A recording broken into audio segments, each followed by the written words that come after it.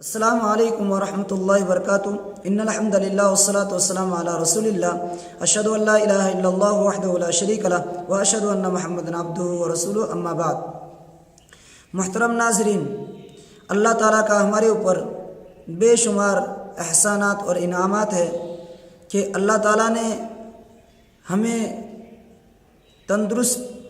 اور صحت یاب بنایا ہے۔ یہ اللہ کا بہت بڑا احسان ہے۔ ہم میں سے بعض مسلمان ایسے بھی ہیں کہ جن کو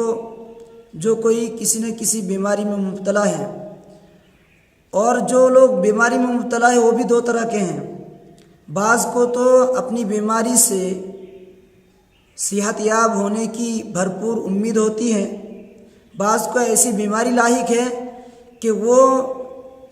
اپنی بیماری سے اسے شفا یاب ہونے کی کوئی امید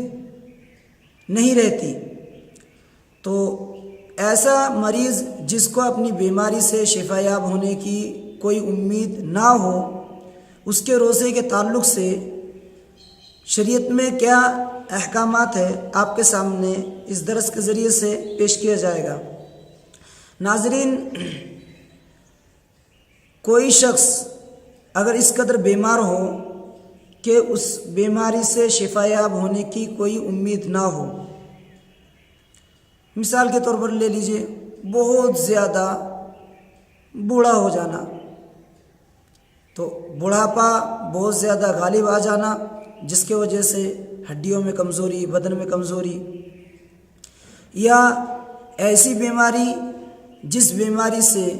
شفا یاب ہونے کی کوئی امید نہ ہو اور وہ ڈاکٹر بتائے کہ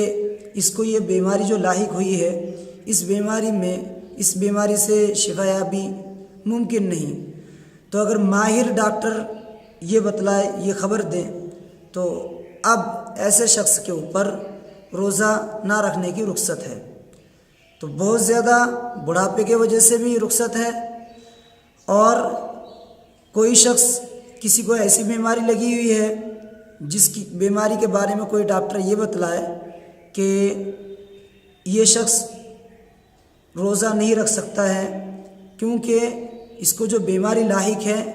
وہ بیماری اس سے شفا یابی کی کوئی امکان دور تک بھی نظر نہیں آتا ہے، تو اب اس کی صحت بھی بہت ہی کمزور ہے۔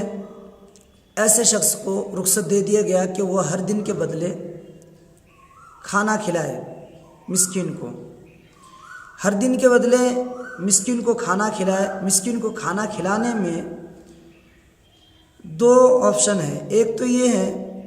کہ نصف سا، زیادہ سے زیادہ اگر لوگے تو 1.5 کلو تک پہنچے گا، اور اصل تو 1.25 کلو ہے،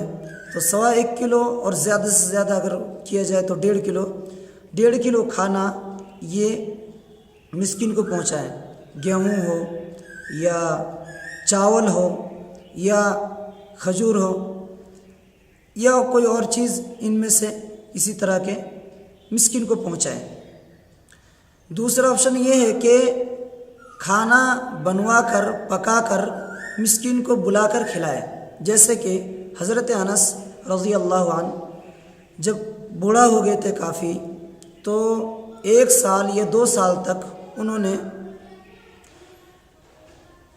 اپنے یہاں گوشت اور روٹی کا انتظام کیا، بنوایا، اور مسکین کو دعوت دے کر مسکین کو وہ کھانا کھلایا، اور پھر انہوں نے افطار کیا، یعنی روزہ نہ رکھا۔ تو اس طرح کر سکتے ہیں۔ اللہ تعالی ہمیں قرآن اور سنت کے مطابق عمل کرنے کی توفیق عطا فرمائے۔ والسلام علیکم ورحمۃ اللہ وبرکاتہ۔